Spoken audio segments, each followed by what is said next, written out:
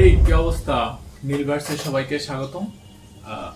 আজকে আমাদের বহুল প্রতীক্ষিত রাইভালরি ম্যাচ ব্রাজিল আর আর্জেন্টিনার ম্যাচ আছে, যেখানে আর্জেন্টিনা আর ইকুয়েডর ম্যাচ আছে। আমার কাছে মনে হচ্ছে যে আজকে আর্জেন্টিনা জিতবে না, অন্তত ড্র করবে, জেতার সম্ভাবনা খুবই কম। এখন কেন আমার এটা মনে হচ্ছে আমি বলি। প্রথম কথা হলো, আর্জেন্টিনার টেবিলের টপে আছে, তারা চাইবে না যে তাদের কোনো প্লেয়ার ইনজুর্ড হোক। তারা এখানে হয়তো 2-3টা প্লেয়ারকে বসাবে, তার মধ্যে মেসি তো আজকে খেলবে না, স্কালোনি আজকে মেসিকে খেলাবে না, সে জায়গায় হয়তো অন্যজনকে খেলাবে। তার মধ্যে আবার ইয়েলো কার্ডের কারণে আপনার ক্রিস্টিয়ান রোমেরিও সাসপেন্ড, ও ডিফেন্স লাইনে ও থাকবে না, এটা হলো বড় কথা। আর ফরমেশন যেভাবে হবে 4-4-2 ফরমেশনে যেভাবে সবসময় হয় ওইটা হবে, যেখানে আপনার উপরে থাকবে আলভারেজ থাকবে, আর হয়তো সাথে অন্য কাউকে দিতে পারে। আর হলো ইকুয়েডর সত্যি বলতে ওরা এতগুলা ম্যাচে মাত্র 5টা গোল খাইছে, খুব বেশি না, 5টা গোল খাইছে। ওদের বিরুদ্ধে গোল করা খুবই কঠিন। ওরা হয়েছে ড্র পবন, ওরা আর নিজেদের মাঠে ওরা প্রত্যেক ম্যাচে ওরা গোল করেছে, নিজেদের মাঠে ওরা গোল করেই থাকে। যেখানে ওরা লাস্ট প্যারাগুয়ের সাথে 0-0 হয়েছে প্যারাগুয়ের মাঠে, পেরুর মাঠে ওরা 0-0 হয়েছে, ব্রাজিলের সাথেও ওরা 0-0 করছে, চিলির সাথেও 0-0, শুধু ভেনেজুয়েলার সাথে নিজেদের মাঠে 2-1 ওরা ম্যাচ উইন হয়েছিল। আর সেখানে আর্জেন্টিনা হয়েছে লাস্ট ম্যাচ ভেনেজুয়েলার সাথে 3-0 জিতেছিল। আর্জেন্টিনা এরপরে কলম্বিয়ার সাথে 1-1 ড্র করেছিল, চিলির সাথে 0-1 জিতছিল, আর 4-1 ব্রাজিলের সাথে জিতেছিল। ওরা মোটামুটি আর্জেন্টিনা টপে আছে, ওদের হয়েছে গোল ওরা অনেক করে। তবে যেহেতু এখানে নতুন করে মেসির জায়গায় অন্য কেউ আসতেছে, ওই হিসেবে ওরা মিডফিল্ড যেটা কাভার করবে সেটা আসলে নতুনের মধ্যে ওইভাবে ঠিকঠাক কাভার করতে পারবে কিনা ওইটা একটু সন্দেহ আছে। এই কারণে আমার মনে হচ্ছে যে ইকুয়েডর মাঠে গিয়ে আর্জেন্টিনা আসলে ম্যাচ উইন হয়ে আসা খুবই কঠিন।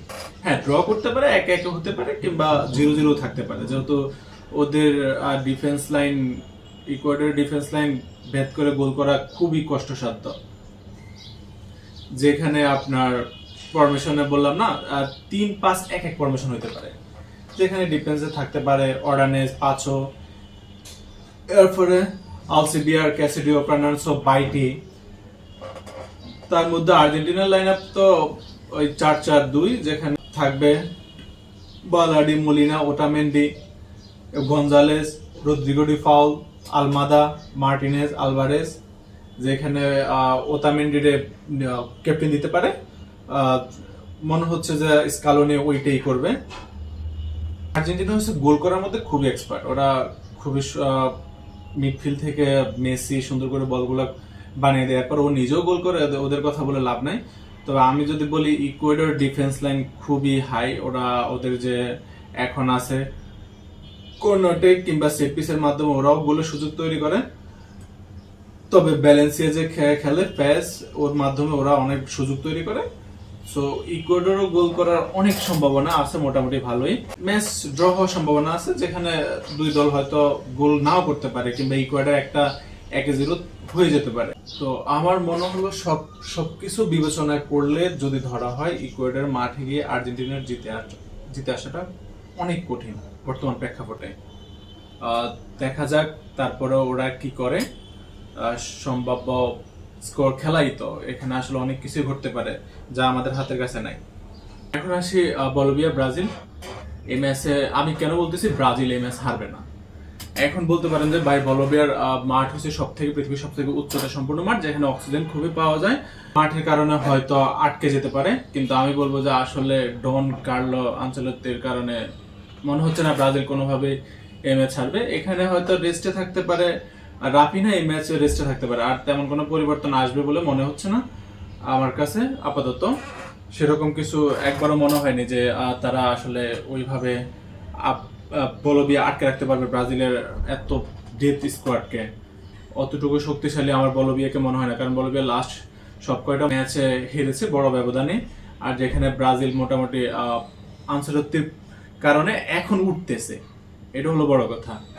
সো ব্রাজিলে হারার সম্ভাবনা খুবই কম। যেখানে বলবিয়া সম্ভাব্য তাদের পজিশন থাকে 4-3-3, যেখানে তাদের গোলকিপার থাকে ল্যাম্পে, আর ডিফেন্সে থাকে মেডিনা, হ্যাকুইন, তারপরে থাকে মোরালেস, ফার্নান্দেজ, আর তাদের অ্যাটাকে থাকে ফ্যাঙ্গুইনা, মিগুয়েলা, কামেলো, আলান্দেস। এইসব তারা মোটামুটি ওদের নিয়ে খেলে। আর ব্রাজিলের তো হয়েছে গোলকিপার সম্ভাব্য যে থাকে অ্যালিসন থাকে, মিডফিল্ডে থাকবে গোয়ামারিস, পাকুয়েতা, ক্যাসিমেরো, এরপরে হচ্ছে অ্যান্দ্রে সান্ত্রোস, হেনরিক। এরপরে অ্যাটাকে সাধারণত ওই স্টবিও থাকতে পারে, রিসার্চলিয়ন থাকবে, আর থাকবে হয়তো সামুলিয়ন। মোটামুটি এইভাবে ওদের স্কোয়াড সাজানো থাকবে। ওই এত কি বলে এমন প্লেয়ারদের আসলে ডিফেন্স করে বলবিয়া ড্র করবে কিংবা জিততে পারবে আপাতত এটা আকাশ কুসুম মনে হচ্ছে। যদিও খেলা অনেক কিছুই হতে পারে এখানে, যেখানে শুধু বলবিয়ার আমার কাছে শক্তি বলতে শুধু তাদের মাঠটা কিংবা তাদের গ্রাউন্ডটা, ওইটাই তাদের হোম ম্যাচে ওইটাই আসলে তাদের শক্তির মতো। আর কোনো আমি তাদের শক্তির কিছু দেখতেছি না, সবকিছু তাদের দুর্বলতা মনে হচ্ছে।